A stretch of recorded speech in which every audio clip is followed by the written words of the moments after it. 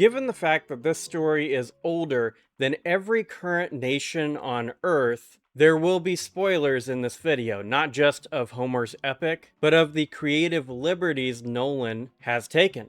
Click away now and check out this video later if you don't want the film spoiled. Nolan's Odyssey is a fairly accurate portrayal of Homer's iconic epic, driving home one of the most important themes of the text, that being the importance of Xenia. Xenia is the bond between guest and host, something that is sacred and supposed to be upheld regardless of the animosities amongst individuals or political entities. In Nolan's film, it is called Zeus's Law, which is a great way of making the idea easy to casually consume and comprehend to the average film goer. Some of the other themes of the Odyssey are lost in the film, such as Achilles' changed philosophy in Death, where he would learn to prize life higher than fame. To add something like this to Nolan's Odyssey would have bloated the film and detracted from the far more interesting portrayal of Odysseus and Telemachus. Of all parts of Homer's epic that are often retold, Telemachus' part of the story is often overlooked, outside of those who actually read the whole epic. In schools, Telemachus' sections aren't usually a part of the curriculum though, meaning he often only shows up in that setting in the context of the archery contest and the murder of the suitors. Seeing more of the early books in this adaptation of the Odyssey is a nice change for how the epic is often shared. The way the film is organized is also pretty interesting, as Telemachus' story is juxtaposed with Odysseus' retelling of his own adventures. The assortment of tales Nolan includes in the film are some of the most important in the Odyssey, and the changes made to some stories, such as Polyphemus' and Circe's, are tasteful. The way other characters, such as Antinous, Eurylochus, and Eumaeus, are contextualized adds a lot to their characters, ones that are very archetypal in the original epic. The biggest glow-up is begotten by Sinon, who is but a boy when he joins Odysseus' journey to Troy. Elliot Page's portrayal both demonstrates his acting skill and further fleshes out a rather overlooked character from the poem. Seeing what Page's role in the film actually is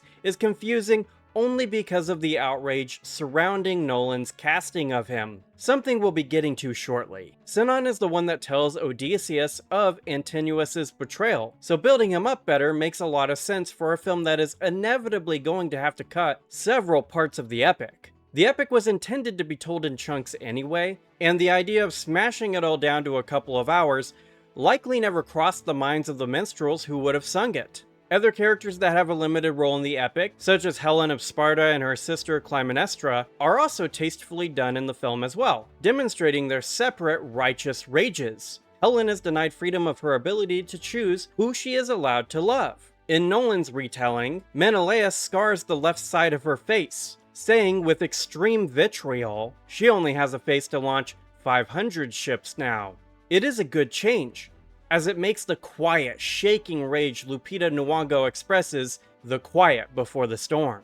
Nyong'o also plays Clytemnestra, who is Helen's sister, and in the same scene where Menelaus tells Telemachus about Helen's scars, she begins to share the story of what happened to Menelaus' brother, Agamemnon, who sacrificed Clytemnestra's daughter to ensure strong winds for his campaign against Troy. It is a clever bit of foreshadowing, as Agamemnon tells Odysseus of his murder at the hands of Clytemnestra when he ventures to the land of the dead. In this way, there is a smart feedback loop in the film, where scenes of the Odyssey are switched around to create a much stronger communication of the exact theme Nolan is focusing on. The casting of Page and Nyong'o dominated the discussion around this film prior to its release, because of reactionary political propagandists, namely The Critical Drinker and Nerdrotic. As has become pretty commonplace, the film itself exposes the insanity, the extreme insanity, of their prototypical political cliches. Page's portrayal of Sinon adds a lot to the film, thereby justifying his place on the cast.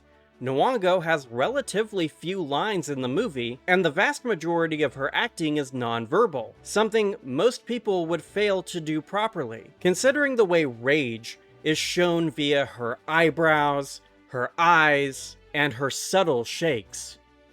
Nyong'o is clearly the perfect performer for the role. She has the physical beauty expected of Helen and Clytemnestra, and this is accented by her excellent acting ability. Nolan's film is clearly one that prizes the theme regarding Xenia as paramount, and both of these actors and their associated roles add to that overall vision. That theme is that humanity suffers without Xenia, without the universal law of communion and honor between different people. This is represented in the film both via Odysseus' tribulations, but also through the invading Sea Peoples, which adds an additional historical bend to the film. The Sea Peoples did ravage Greece, and the loss of trade is one of the potential contributing factors to this period of the Bronze Age. In the context of the film, this is caused by the devastation of Troy, which does a great job at connecting myth, legend, and history. In the ages of antiquity,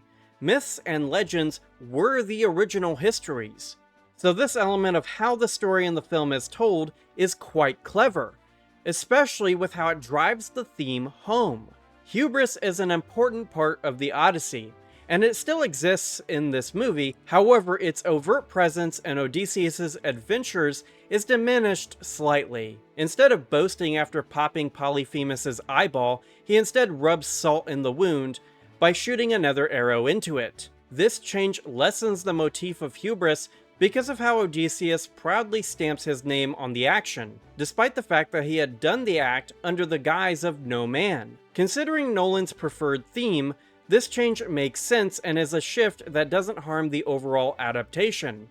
Homer's statement on hubris is pretty common knowledge among those that know anything about his poem, so focusing on other undersung elements of the epic is ultimately a nice aspect of the film. Some creative liberties, like how Circe physically molds the faces of the Greek soldiers into pigs, are quite nice.